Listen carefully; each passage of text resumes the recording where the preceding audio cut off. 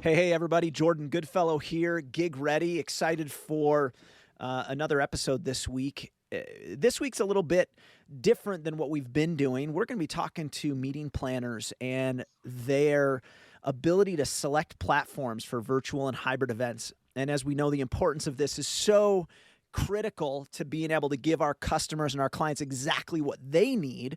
And so being the event professionals that you guys are, we're really excited that we're going to be talking about this today. Just a quick reminder as we go today, please remember, share this out, let people know, drop us 5 stars because of how awesome we are. I know you know that. And let everybody know that GigReady is helping to teach event professionals how to get better at what they do and do better events tomorrow than they did today. Thanks for listening, guys, because this is the GigReady Podcast.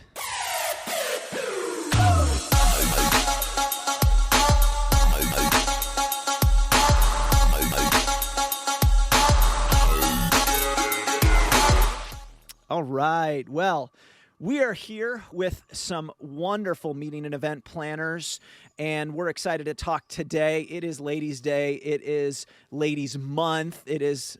We're excited to have this discussion today.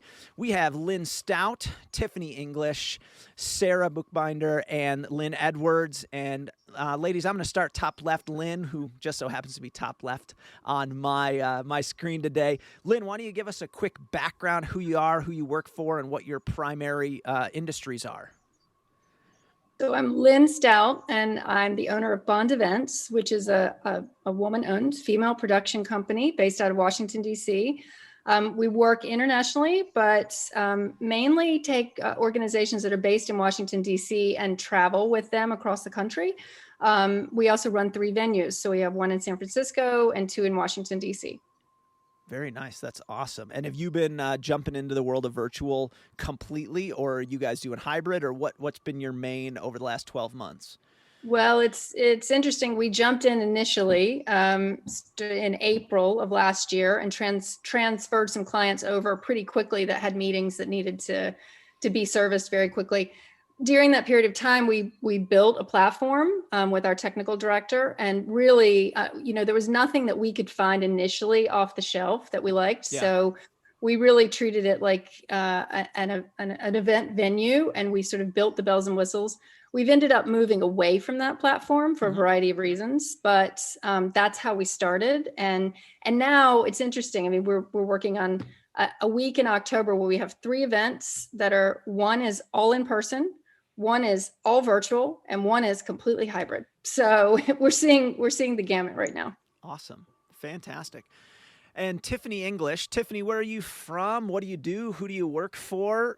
Tell us 5 secrets you don't tell anybody else. Give us a quick download on where you're from, what you do. Yeah, great. Thanks, Jordan. I'm from Chicago, so I'm enjoying a little bit of warm 45-degree weather after a bit of freezing snow temperatures. But again, my name is Tiffany English. I am the founder of VelvetStyle Event Marketing. We help people create and plan their own events as a marketing strategy to help grow their business. I also work as a full-time marketing communications coordinator for a downtown Chicago law firm, so I handle all of our corporate events there. And then lastly, I'm the founder of a network called Women in Business Connect. It's a professional support network for women entrepreneurs and professionals, and we thrive that through events and networking. Awesome. Fantastic. And what's been your kind of the last 12 months? Been your prime, mode of operation in terms of virtual versus hybrid versus in person, all of that? Sure. In the last, I want to say, almost a year now, 100% virtual. Looking into the outlook for 2021 is to hopefully go into hybrid mode in the fall, and at least, have a good backup of virtual, but we're looking to really, at least for a small amount of attendees, being able to do live in-person events, just on a smaller scale, hopefully this fall. Outstanding. Outstanding. I love that. Lynn Edwards, the other Lynn here, Lynn with 2 N's. Give us a little bit of a download. where you're from, who you work for. We already know you love Napa. So we give us the down low. That was the pre-show. Yes. Hi, everybody. Lynn Edwards. I'm the owner of Proper Planning. We're a full service event planning company based in Seattle, but we produce events all over the country. And we went from live to digital with an event in 3 days. We had a large association second week in March, and a week from the first COVID diagnosis in Seattle. So we were on the front line 3 days, turned it around, got done, and we were like, what just happened? And so we produced over 50 digital events last year on 18 different platforms. And we have a really diverse client base. We are also seeing, like I would echo what Lynn has said, that for the fall, we've got 100% in person planned. We've got a sturdy group in Alaska that's just going to ensure that they're happening live. And then we've got, a hybrid. I'm super excited about where we're going with hybrid. And then also we've got some that are staying virtual through the end of this year. Awesome. Fantastic. Well, that's a great mix. And then Sarah, I probably totally butchered your last name on the intro. I should have asked. No, you got it exactly right. And I was waiting for it. I was very impressed. It's Sarah Buchbinder. And I am with Meetings Made Easy. I'm actually in New Jersey, but the company is based in Las Vegas. I'm a meeting broker. So I'm a reformed meeting planner. I was a meeting planner for 15 years. And now I work with meeting planners, admin assistants, and anyone who's planning an event either for their corporation or association to help them.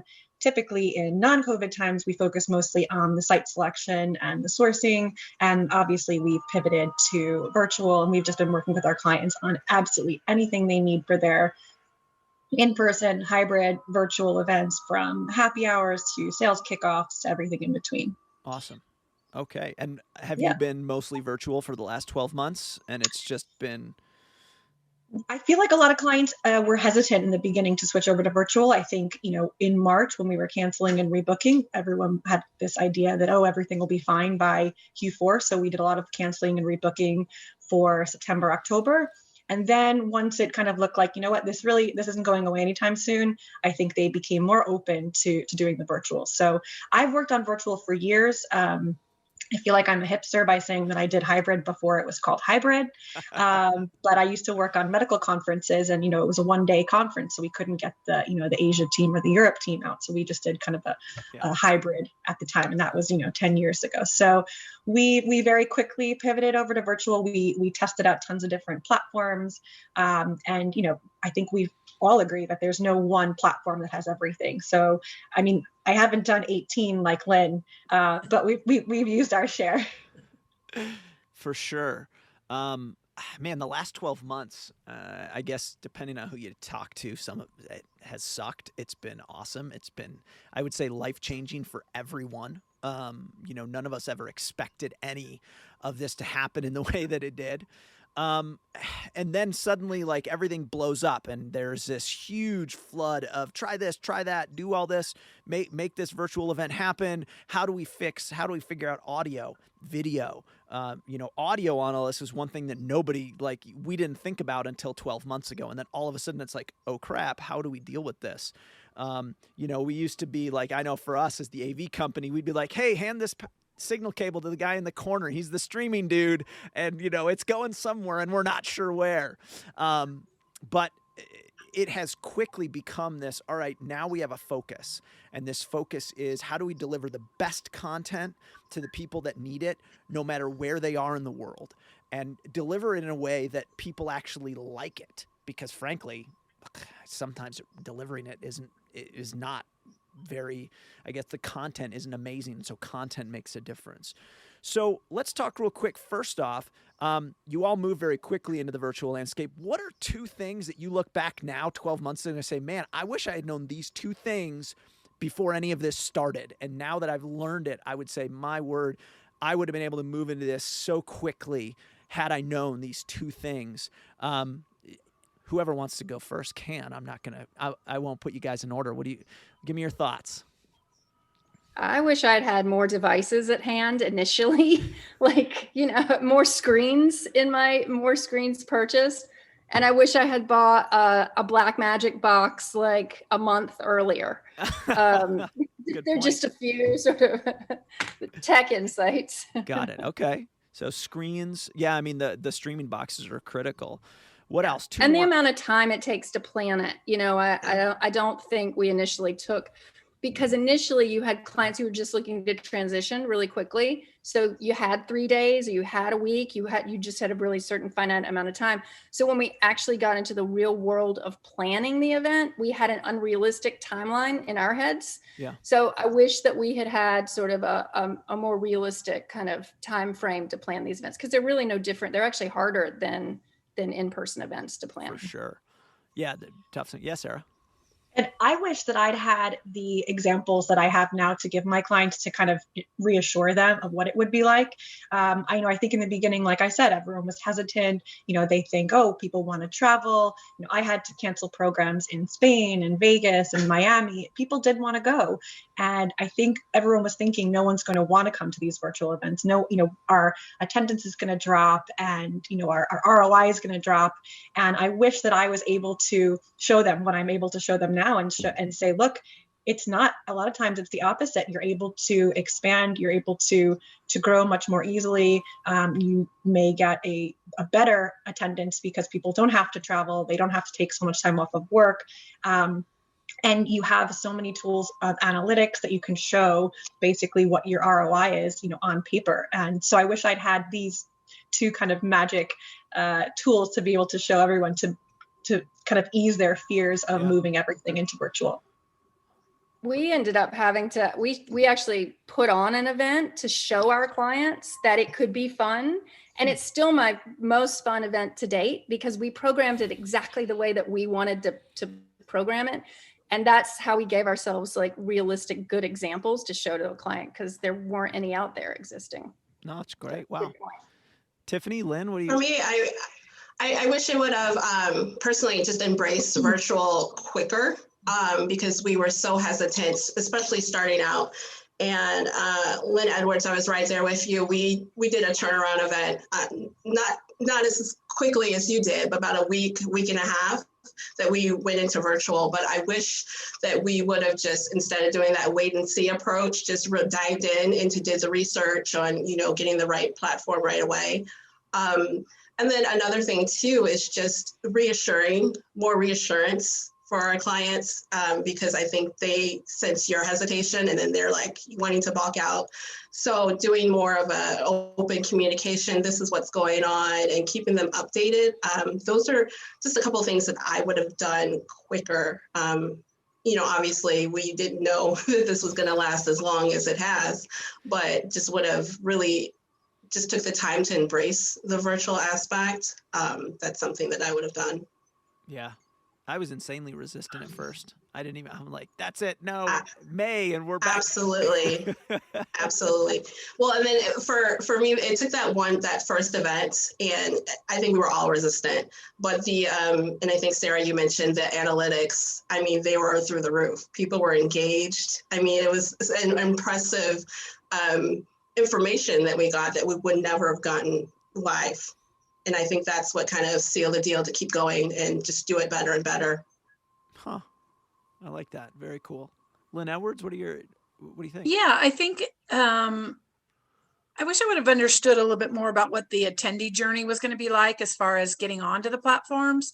We really went into it a little bit blind around understanding the user experience as far as, just everybody's, instead of getting themselves to the Hyatt with their own GPS and up an escalator with a sign to get a badge and walk to the ballroom, it became this enormous lift. And I know one event we did 1,500 in person and 15,000 online. And so the support, the reg support that was needed, the access support, we did an event for a couple hundred people in a state agency. Well, everyone had their devices were like an IE6 or older, and trying to put them on a platform. So the lift that it took to get everybody quickly on, we implemented some strategies about a little bit of a pre-con event. One group with the 15,000, we did a movie watch the night before to let people, kind of like having your reg open the day before, right, to get people in and get their badges. We were able to troubleshoot the tech issues.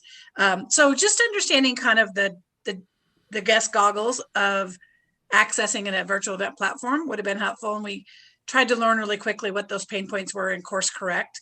And then secondly, I think I have worked with great AV vendors over the years and even live stream providers. And it was literally, Jordan, what you said, plug into live stream and let them do their thing, fill the ballroom first, and then maybe we'll stream for some others who can't be there. But just having the technology move to the forefront in the way that it did, I had to create my own visual infographic to understand the tech stack that needed to happen. I just, I put out an RFP that, March or April for a virtual event, and I got a bid for 6,000 and a bid for 96,000. So the buyer experience of being an educated consumer was just like Wild West, and everybody, and I'd say, well, how many digital events have you done? And they'd said, oh, well, we haven't done any yet. It was like the true gold rush of these apps selling themselves as end-to-end solutions. And it wasn't until I got this visual in my mind of like each of the elements that I needed to decide, okay, do you do 3 of the 5? Do you do 1 of the 5 and do it really well? That's great. So it's just understanding that tech stack a little better. And I don't think we need to be the pros. We hire people like you guys, Jordan and Lynn and everybody. So it's something where you just have to know enough to be educated and ask the right questions and make comparisons. Well, but don't you still feel like it's the Wild West? I mean, I had three platforms come across my desk today, which we've got people demoing them to check it out.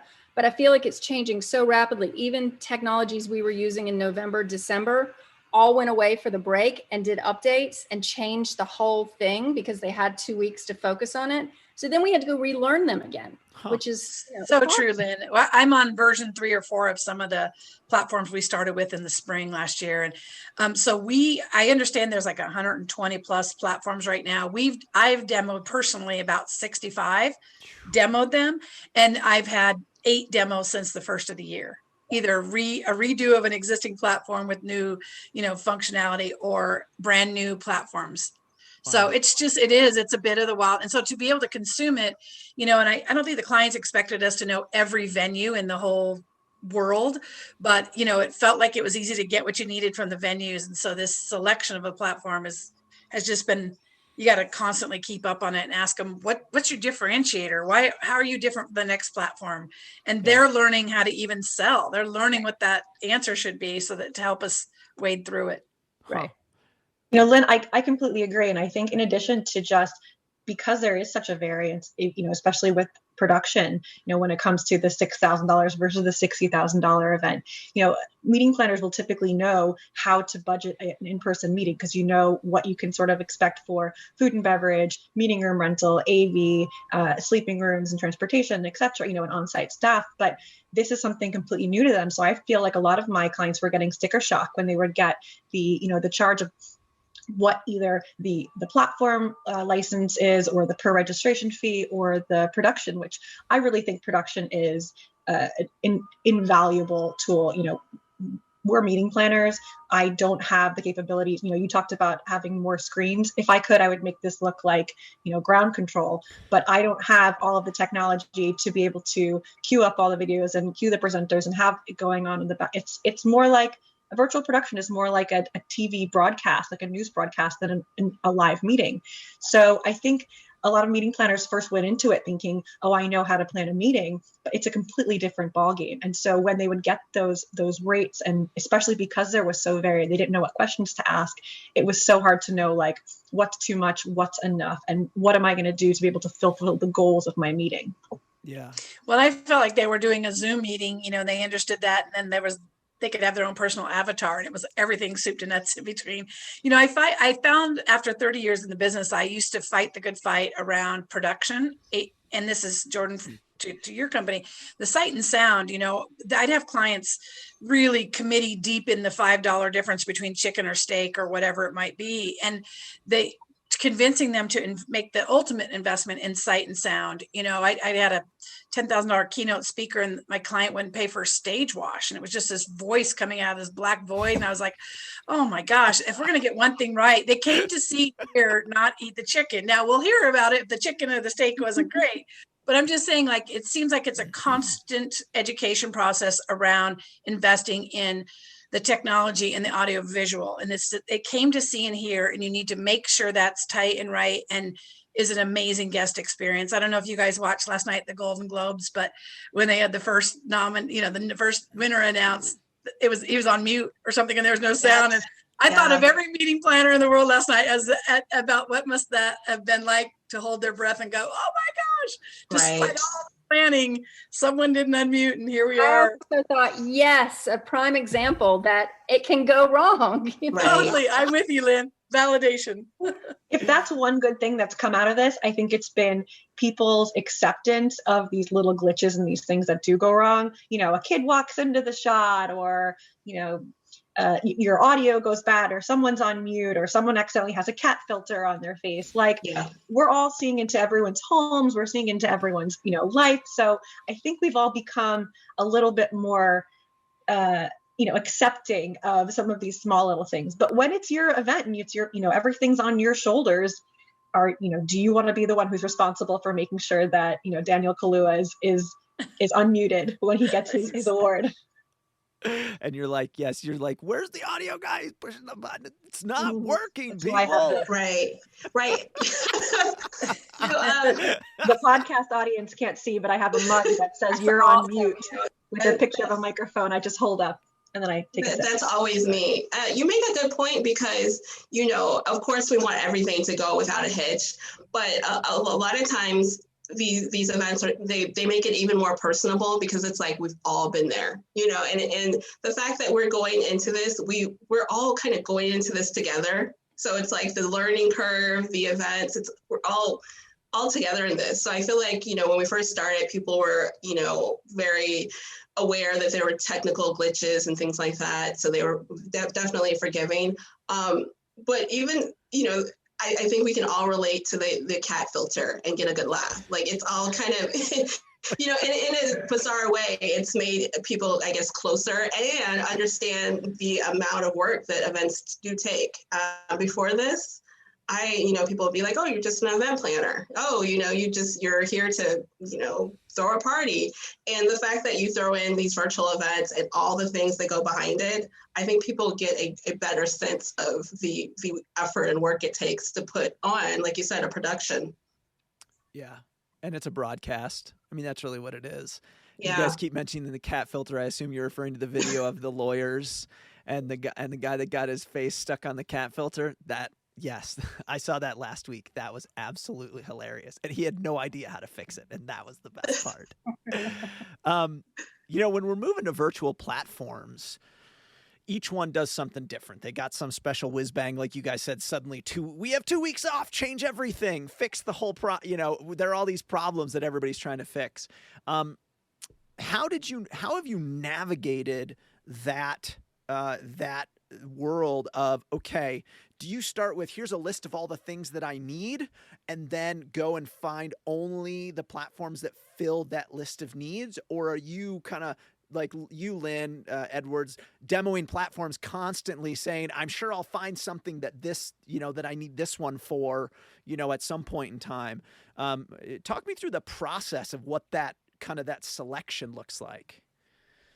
Well, I think, being a professional meeting planner, we have to start at the highest level of what the goals are, and I look at it very similar to selecting a venue. It's like, where is the event going to take place? So we use that model as a guide around, let's outline our requirements. Let's put out a request for proposal. Let's understand we need 100 rooms and 30,000 square foot of ballroom. And we want to, cool atmosphere. So we need to be at a resort. We need to, let's talk about our goals and strategies and what our functionality, and then prioritize the functionality. That exercise with my clients has been very interesting to be like, you may not get it all under one roof or on one platform. So the process of really understanding our needs and keeping educated on the platforms to understand who does what. We keep a running list. I just found 3 new networking platforms that are plugins to an overall event platform. So I'm constantly keeping those in a bucket that say networking, social elements, and I have an amazing team of planners, a lot of digital natives that they just eat this stuff up. They love it. They love going and doing a demo and asking questions. And then we just, again, keep a big grid of everything it would be similar to finding venues and being like, well, we love that Arizona resort. We love that, Boston downtown hotel. Oh, a new new venues coming online in Chicago. Let's make sure we know about that. Is it a convention center? It's keeping up to date on that stuff. We attend a lot of events where you can have the platform, watch the platforms, do a demo. But I think one thing I want to say is really interesting. When we started this, the clients were shocked that we would even be able to have an event platform. And in a very short order, they've gotten very particular. Lynn, can you move that button over there to the right and make it green instead of red? And, you know, you're just like, whoa, whoa, whoa. We just got you an automobile. And now you're asking for custom interior with pinstripe and white leather. And like, hang on, let's get the fundamentals down and, you know, make sure our speakers are not on mute. But it's really interesting how the demand, I don't know if anybody else has experienced that, but the kind of the demands of the client have escalated very quickly with custom everything. And like Lynn, you said, you know, the platform's off the shelf. And so I'd be curious to see what others say about their platform selection, but that's how we've gone about it. 100%. We have a list of about 19 questions we send to them that they come back like, is networking important? You know, do you mind avatars? Are you like all these different questions? They fill it out. And then we really have digitized it with the platforms across what their things are. And then we can cross it off really quickly.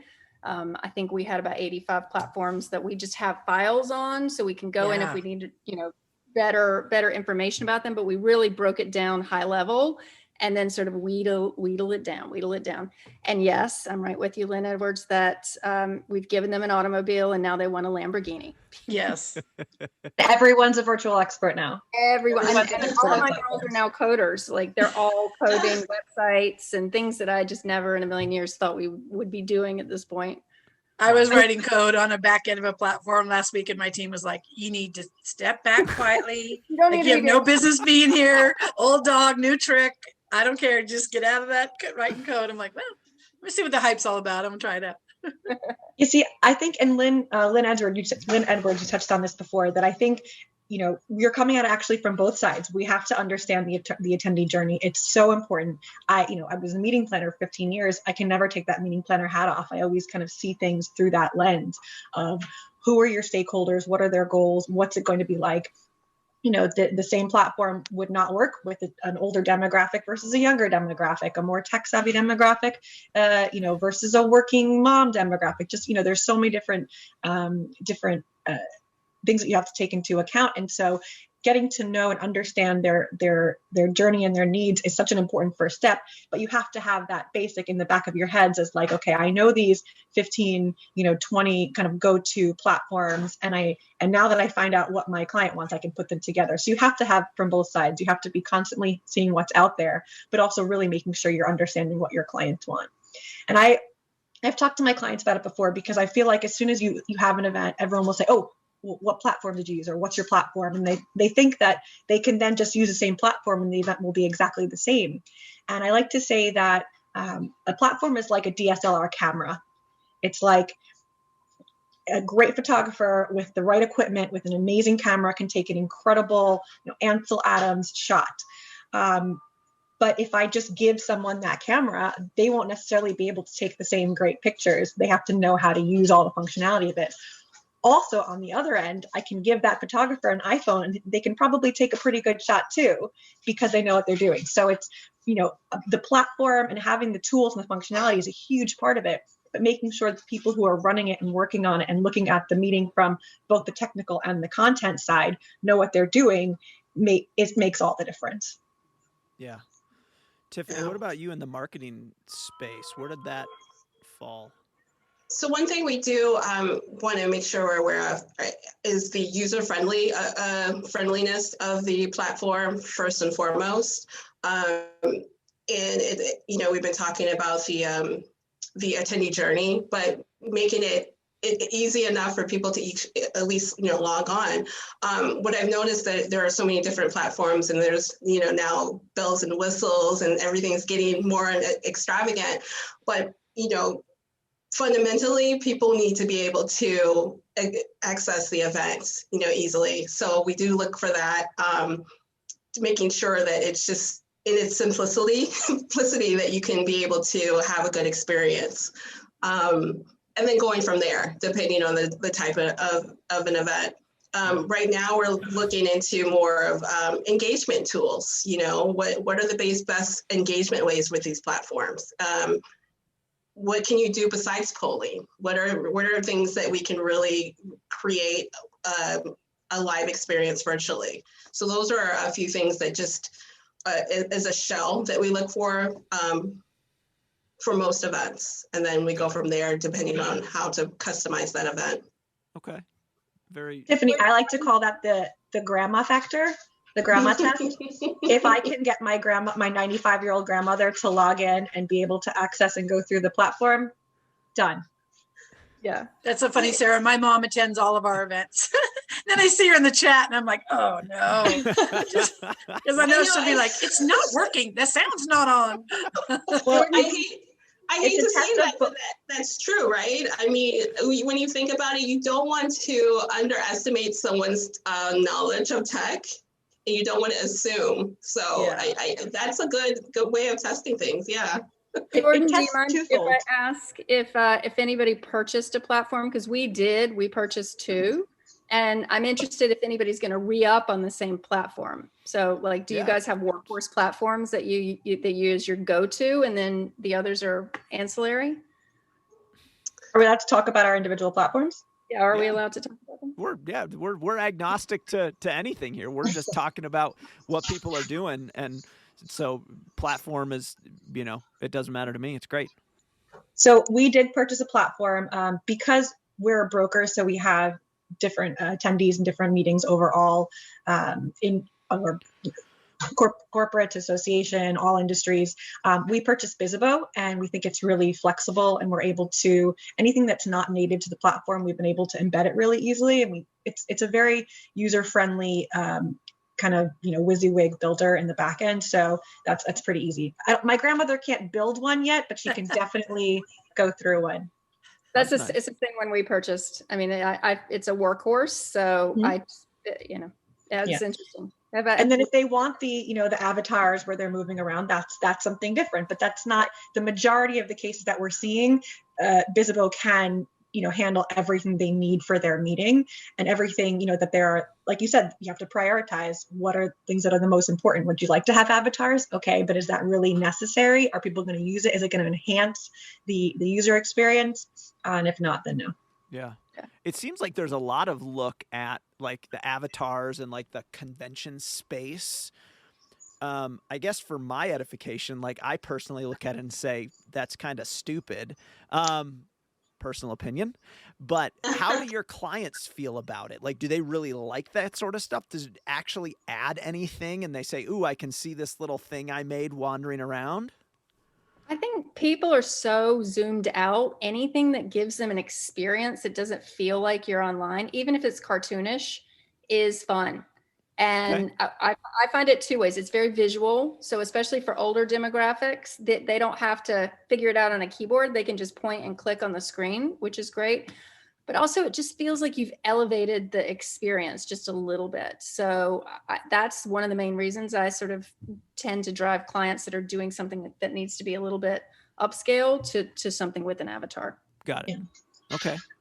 There's a little more of a learning curve, I think, with them feeling comfortable moving around the space. You'll see a lot of people kind of walking in circles in the beginning or bumping into each other. But the technology has gotten so great with these platforms that when 2 people kind of come closer together, their voices get louder and you can hear each other. Or, as you're walking away from a group, you no longer hear the group. And these are kind of mimicking these feelings of, being around people that we haven't had for so long since we've all been locked down.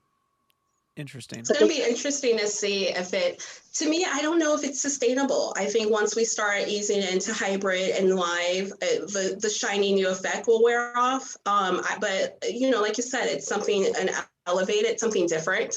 I just don't know how long it will last. I think once you do it, you're like, okay, that's enough. Well, that budget, I mean, I'm working on hybrid budgets for clients for October, and they're going to freak because it's a whole different, I mean, basically you're planning 3 events essentially. Yep. Well, we have 2 sites, and so it's 2 different production teams.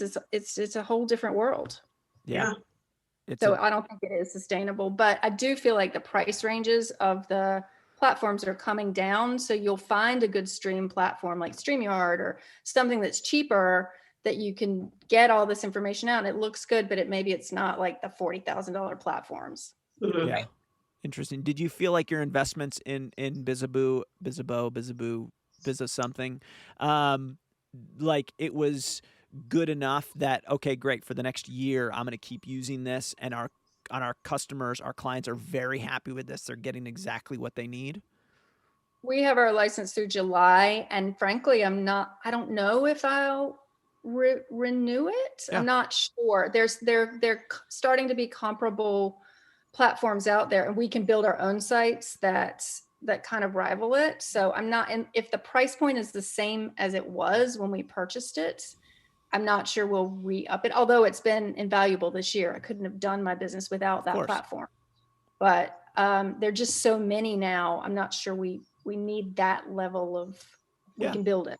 No, I think get that it's probably, having such a diverse client base and so many different budgets and different priorities. I had one client that changed platforms 3 times across 5 events last year. And I was just like, holy smokes, can we just slow down and learn one and have your team, it was a lot, but they did not want to get locked into an annual with something. We had some challenges with Bizzabo. They do a great job of what they do, but we had some challenges.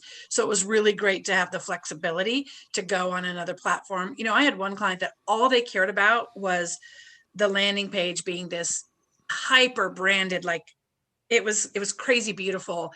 It was all HTML, and they just linked out to Zoom. They're like, we don't care about any of this move around to the vendors. They only had one key sponsor, and they just wanted that to be amazing on there. I'm thinking, I looked at the cost of that, and I was like, wow, we did that in a page on their site with beautiful branding, easy navigation, and they just went out to the Zoom and back, and they figured it out. But I think that it goes back to understanding what the priorities are, and every platform has a different kind of, what I think, a competitive advantage. And I think the more consumers, Wild West, it just went crazy. Some of those rates just went through the roof once they knew the demand was just the only option in town.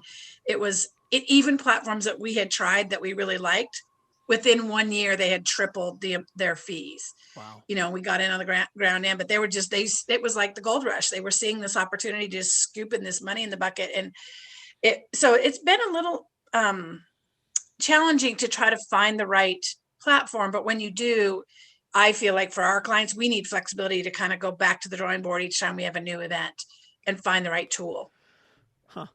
So then, and that's when you would use your, the list, the grid and all that stuff, and say, okay, customer comes to you and says, I've got an event that wants to be this drug launch, for instance. And then you can go in and you just pop it, pull out the sheet, it all unrolls 55,000 names later. And you're like, okay, 1, 2, 3, 4. And then you go to them and say, okay, here's where we think this needs to be, pick from these, essentially. And that's why we wouldn't get into an annual type partnership with somebody. We need that flexibility to be completely agnostic, because we need so many different solutions for different clients. I think if you're an internal company having the same meeting over and over every month, then that makes sense to do an annual subscription. Same users, get used to the UI, and but if you've got different clients with different, again, price points and budgets. Yeah. I do want to share an interesting thing. I was on one platform asked 10 planners to come on and talk about what they need from the platforms in going to hybrid. All 10 of us had a different request. And so I felt for a moment a little empathy about these platforms going, we're trying to build a tool, and these 10, pro planners their vision of hybrid is completely different. There's one gal, I said something, she's like, we're not doing that. We're doing the exact opposite. And it was just in an hour call with 10 different planners, and telling this one platform what they did and did not need in the hybrid environment was quite interesting. Yeah, you need a Swiss Army platform. Yes, Swiss Army. There is there is a cost baseline. So if you've got 6 events throughout the course of the year, and those 6 events can all use that one platform, we've ended up making money off the platform just having purchased it on a whim. We didn't know that we had options initially. And now now everything is gravy. Everything we do for it is, so I'm glad we did it in that respect, because it didn't prohibit us from doing others. But, it's good to think through how many events you're going to have to make sure it's cost effective. exactly the same. Got it. So many of you pivoted quickly. So Lynn, for instance, when you went to Bizzabo, whatever, did you make that decision? You know, you said it was like the only decision that you knew about at the moment. Did you just, boom, you made that decision and moved to it immediately? So July, I assume it's an annual contract, which means July of last year. So that was about 3-4 months after everything kind of really took off. Did you take that 4 months to decide on that? Or was it beginning July 1st, we need something, we're picking this? So we had sort of been slowly looking for a platform when we started, but we were also building our own. So, you know, we started doing events with our own platform in May and June. And then we had an issue in an event. And I just thought, there's got to be something better out there that's off the shelf. Because, I mean, I think like you, Sarah, you said, 10 years ago, we were sort of doing virtual with live streaming, and that had its own platform. We were television producers and moving, microphones around. There had to be something that was coming on the market. So we started really digging in, and I didn't want to trust our platform again, even though it's great and it looks good, just the actual coding, but we're not coders. Like, that's not what we do. Yeah. So we looked at sort of 6 or 8 initially and landed on that one. So it was a pretty fast decision because we had a really big conference in July. We wanted to service with the new platform for the reg portion. Yeah. So it was pretty quick, but I feel validated, especially when I hear other people think it's a workhorse platform as well. So the gut instinct was quite good. Got it. Lynn Edwards, Sarah, Tiffany, any of you guys, how quickly did you find the platform you're on, or the ones that you use the most, I should say? Because like some of you don't have contracts, so was it a very quick, or just as a per event basis? New client, new needs. All right, let's go find something else. Here we go.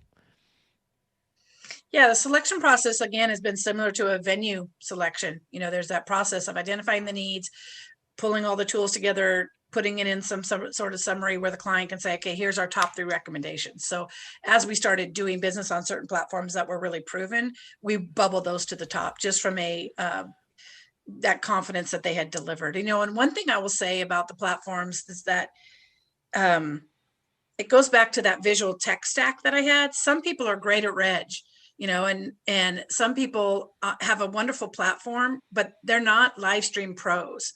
We've been working with Evia out of the Seattle area. They do all the Microsoft shows. They did Ignite, 500,000 people on a stream for a week. That's the kind of experience I want in my stream provider. I don't want a platform that's just plugged in and off the shelf stream that's like, and nobody's really running it. I need a stream team that's going to be on it. That thing's going to fly, no issues, and so it's interesting because you look at you're planning a live event, you've got a caterer and an AV, and you've got, the reg deck, you got the decorator, you got the floral, you got all those pieces. It's very similar. I know I've experienced in the virtual events to put all those vendors together in the right puzzle to make it work. And so I just want to go back to, again, reiterating the importance of production, audio, visual, and the streaming partner having a proven tool that can push this thing to 15,000 people. I wasn't willing to try a platform's like, well, here's a stream off the shelf stream plugin, with no expert that's at that stream available to you the day of the show. And so I think it's important to look, just like it is with live events, to look at those vendor relationships and find the ones that you gain confidence in and that they are proven and they're available and they understand your support needs. And I think that's just critical. And we did that when we did live events. Yeah. It's as important as the platform, really. Having those partners you can trust with your backup plans. Absolutely. Yeah. And you want to know that they can handle anything that goes wrong. Like you want to put out what's the worst that can happen with the tech and being able to have someone to have your back. For me, I look for referrals and like even events that I've attended. Like I want to see it live. I want to see this in action.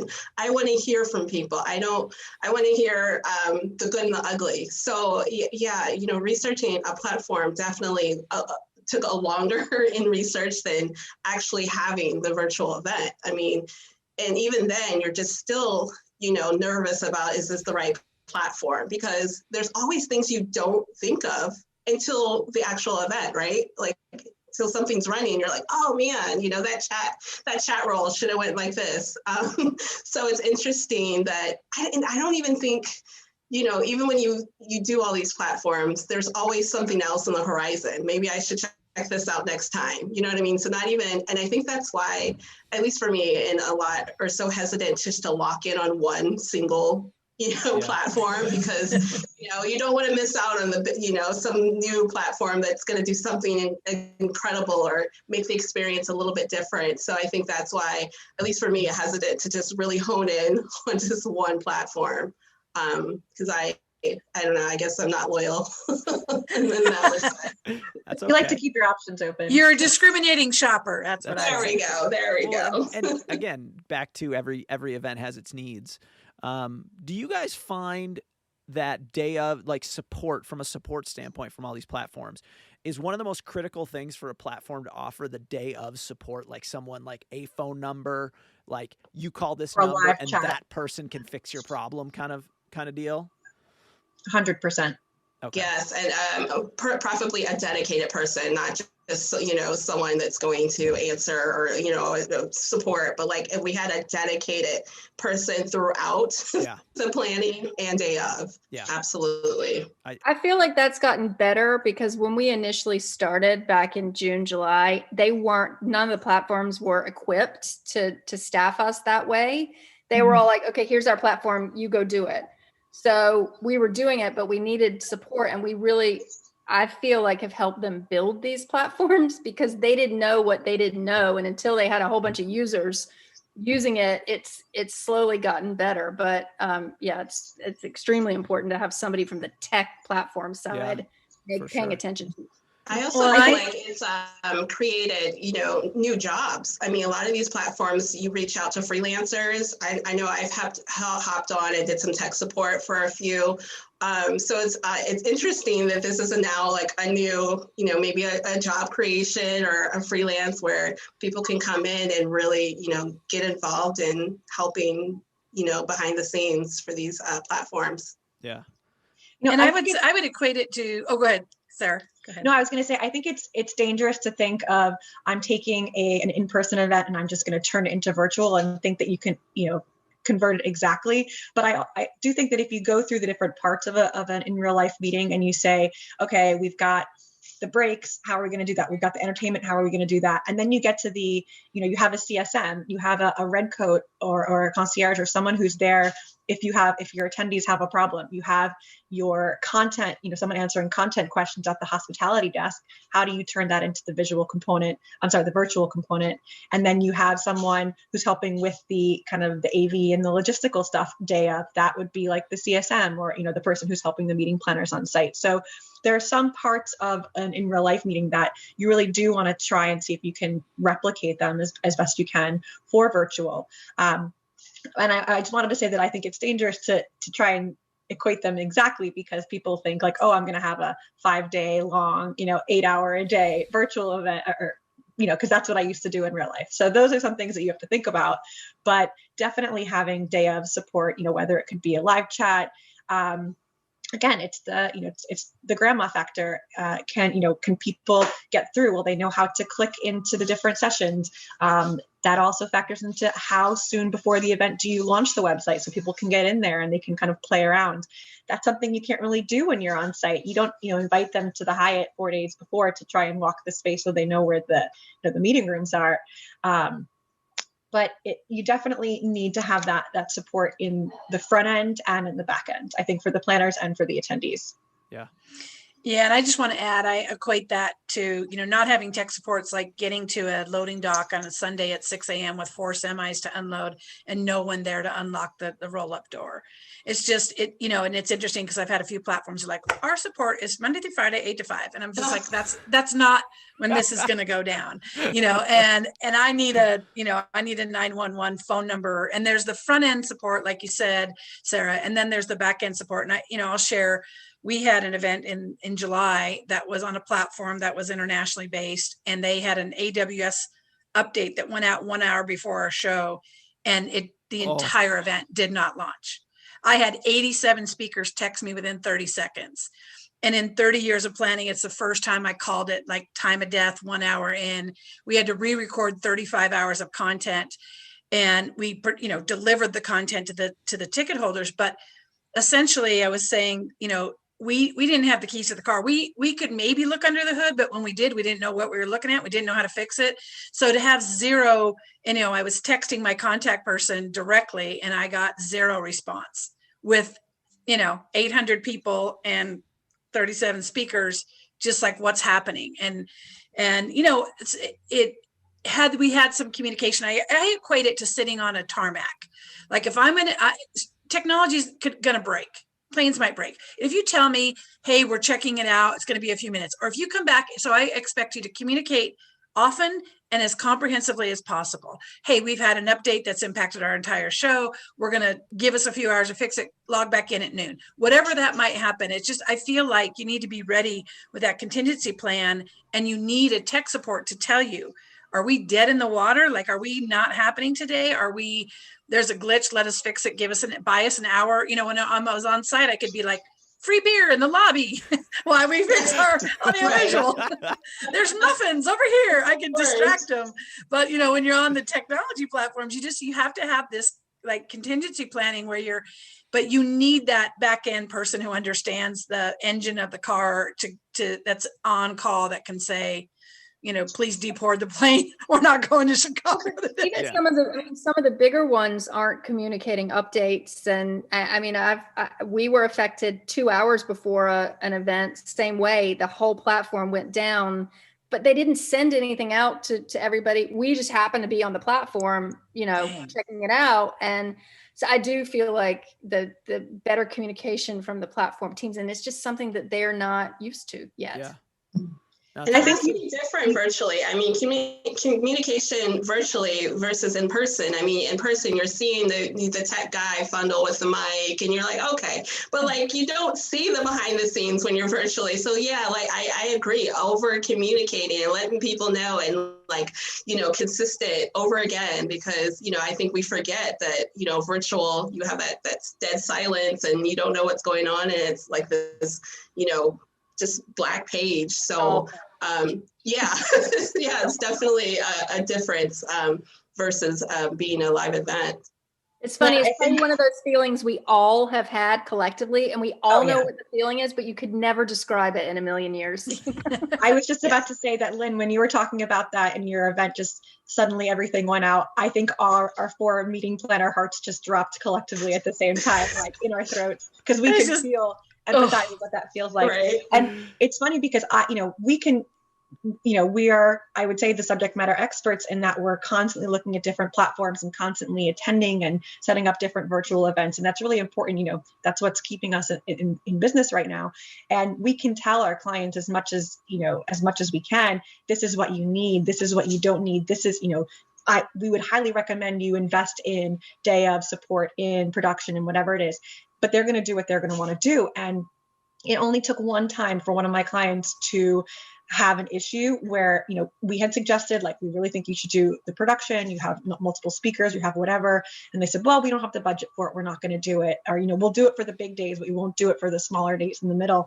And they were going to go live. And because she was using just her regular equipment, they tried to upload one of the videos for one of the presenters, and it wouldn't upload, and the computer died, and boom, that was it. And everything was on their shoulders. And Tiffany, just like you mentioned, nobody knew that at that moment she was scrambling, trying to send the video to someone else, get it up on Slack so someone else can, they just hear crickets.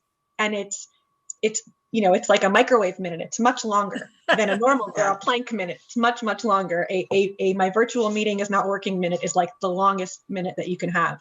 And they can't see you, like a duck with your feet under the water, moving as fast as you can. And so having that support and speaking to that, having good communication with them beforehand, so you do tons of run throughs and, check all the equipment, everything is just invaluable. And I think, platforms, I think all these platforms, they're creating them from their point of view. And, even the 4 of us have probably planned meetings that are completely unlike any of the others have done. And so I may need a functionality that you would never, ever need, or you wouldn't even know that someone needs it until I'm doing my meeting. So I think the platforms that are going to be the most successful are they going to be the ones who take the feedback from the people who are actually using it, taking the user feedback.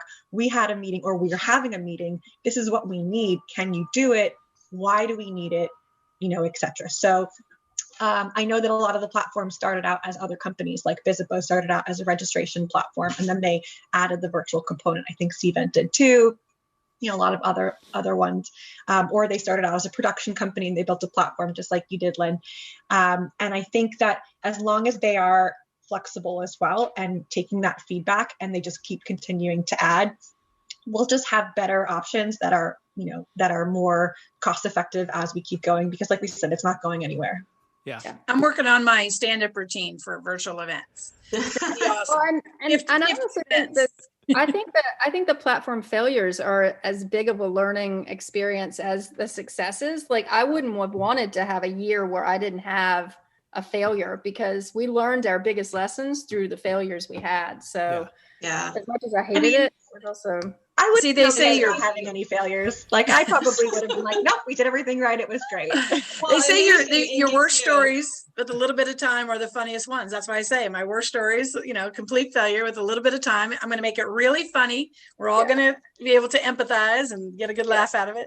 Lynn, I'm going to remember your story. So if anything, it gives you a story to tell your clients why they need to do something or why they don't need to do something. The heart in my throat. You said, like, as soon as you said AWS global update, I was like, oh my gosh, I can't even imagine. I would have I would have probably fainted. I'd just been, and you can't control it either. And that's the other thing, is how many more things are out of our control in this world. I mean, the miles and thousands of miles of cable and fiber and everything that's between you and your customer and the client and all of their attendees. And you have no control over any of it. And so it's a totally different ballgame. Real quick. Wow, we're already at the end. I can't believe that was an hour almost already. Number one, I want to say, first off, you guys are all awesome and you know your stuff, and I love it. And I love to hear what you guys are talking about. Second off, I would like to do this again, but do it about hybrid meetings, because that is where we're going. And I think that is an incredibly important part for our listeners to say, okay, now that we know virtual works, now we've got to take it to the next level, which is hybrid. Hybrid is going to be just crazy. I'm actually looking forward to it personally, because I think that there's going to be some incredibly cool things that come out of this. Lastly, so I will let you guys sometime in the next couple of weeks, if you guys want to get back together and do hybrid, I would love to do another episode talking just about hybrid. Lastly, thank you, first off. And then right before we go, I want to get from you guys, the next 6 months are going to be critical to the success of many meeting planning companies, many production companies, people who, the last 12 months for some people have been very tough. What are two things, and we'll go round robin real quick, two things from each of you that you think that live event professionals, meeting professionals should be focused on, if they could pick only two things for the next 6 months to make sure that they are able to not only like coast through the next 6 months and get into the hybrid and in person, but like really take that trajectory going upward. We'll start with Lynn on the top left. Lynn, what do you think? We're moving into hybrid now, and the two things that have taken the most time are developing the budget template to sort of really give you a foundation of what that's going to look like, and a timeline for planning. Like, I would spend the time in getting those two pieces for yourself, right? So that at least you can cross-reference, because it was really sticker shot going back to the old in-person event and really matching it up with the virtual event. And it took a lot longer than I expected it to. So I would start there. Awesome. Tiffany? Two things. I would say definitely coordination. We were talking about hybrid and just coordinating all the pieces, because I don't think it's cookie cutter. You can't just, decide your virtual event and then, do the elements of hybrid. So coordinating the two. And then I'm going to echo with Lynn and just do timing, giving yourself enough time. And I'll just throw this in also, polling your clients and your audience, getting their opinions on where that what it looks like to them, because I think it's going to be very different for everyone. So it would be great to kind of get a knowledge on what your clients think hybrid means to them as well. So Awesome. Lynn Edwards, what do you think? I think it's about reinvention, and I'm carving out with my planners. I'm forcing them to take an hour each week that's called reinvent, and to go through their clients, what they had live, what they had virtual, and this reinvention of how that's going to look and feel and sound, and be really, really creative. There's this window. Hybrid's a big term, a big umbrella. A lot of things are getting stuffed under it, but I want our team and our planners to be thinking of every client and what hybrid looks and feels and sounds like for each one, and to not, what's been said here today, not just stuff everything that was live back into it, to really think about the different audiences, one out there, out in the ether, one here, and where do they intersect, and where are their unique needs. And so I think that's one of the things. And the second thing is get your teams ready. You need a live team, you need an online team, and get those people trained up and ready to go, get them on their, just that team effort that's going to take to run support two different audiences. So Yeah. thinking team. Sarah, final Oh, word. it's hardest to go last, because I was going to say budget. I was going to say, get your teams ready. I think it's really important to look back in the past 12 months and really try to understand your stakeholders, understand what kind of their comfort level is, find out how many people are going to be comfortable to travel. So you can get these numbers of, are we going to have 40% attendance live? Are we going to have 60, 80?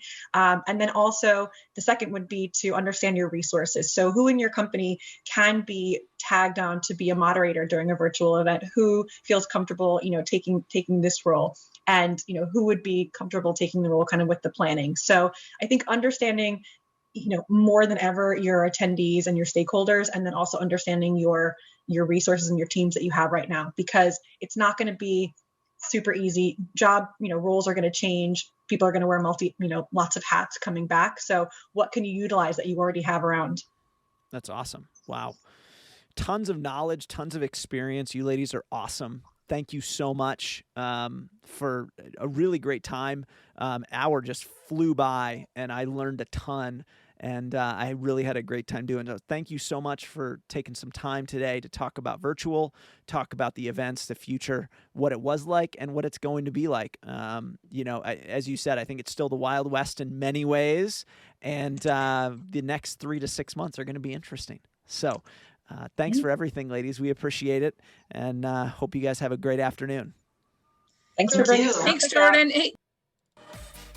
Thanks for listening today. Really appreciate everything that you guys do each and every day as professionals in the events industry.